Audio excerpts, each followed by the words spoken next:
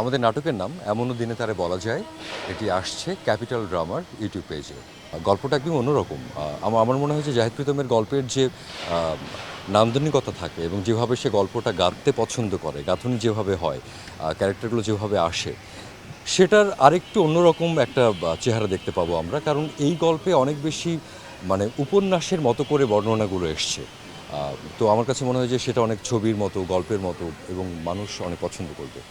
Tausif is brilliant. Tausif এতদিন ধরে কাজ করছে এবং ওর যে সম্পৃক্ততা দর্শকের সঙ্গে সরাসরি, যে ভালোবাসা এবং যে যোগাযোগ, এবং ও বিভিন্ন ধরনের ক্যারেক্টার্স করে এসছে এবং he is good at in every characters, যে ধরনের করুকই না কেন। এক্সট্রিম মশার কয়েল প্ল্যান্ট ফাইবার দিয়ে তৈরি, তাই সহজে ভাঙে না, সুগন্ধিযুক্ত ও নিরবিচ্ছিন্নভাবে জ্বলে। ডেঙ্গু, চিকুনগুনিয়া বাহি সহ যে কোনো মশার বিরুদ্ধে দেয় এক্সট্রিম সুরক্ষা।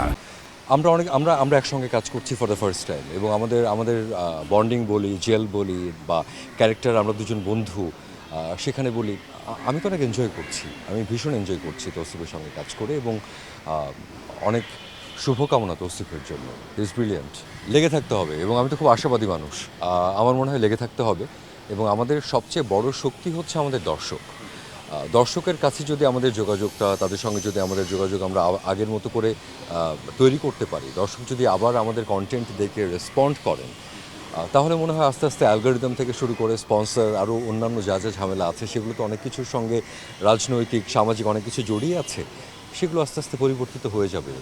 আমার কাছে বড় পর্দা ছোট পর্দা আলাদা করে কোনো পর্দা বোধহয় ওরকম নেই। আমার কাছে মনে হয় যে অফকোর্স বড় পর্দা মানে অনেক বড় আয়োজন হয়তো, এবং আমরা সবাই চাই যে একটা বড় আয়োজনে কাজ করতে, একটা বড় প্রোডাকশনের পার্ট হতে, সেটা নিশ্চয়ই চাই। কিন্তু আমি আলাদা করে ছোট পর্দা, মাঝারি পর্দা, বড় পর্দা এমন কিছু করি না, এখন পর্যন্ত করছি না।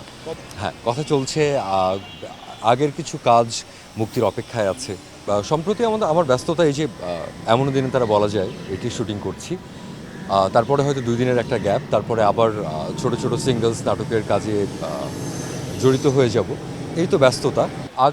আগামীতে মানে কি, প্রত্যেকটা সময়েই আমাদের প্ল্যান থাকে, প্রত্যেকটা আর্টিস্ট চায় যে ভালো প্রোডাকশনের পার্ট হতে। আমাদের সেই চেষ্টাটা থাকে, সেই চেষ্টা থাকবে, অব্যাহত থাকবে। ভালো প্রোডাকশনের পার্ট হবার চেষ্টা করতে থাকবো। Let's see.